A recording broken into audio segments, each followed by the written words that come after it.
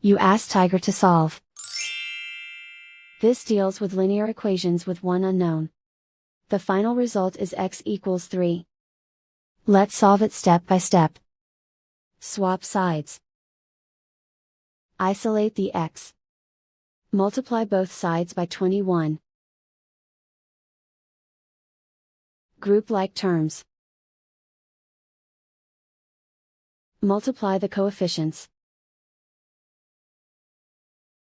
Simplify the fraction. Multiply the fractions. Find the greatest common factor of the numerator and denominator. Factor out and cancel the greatest common factor. And so the final result is x equals 3.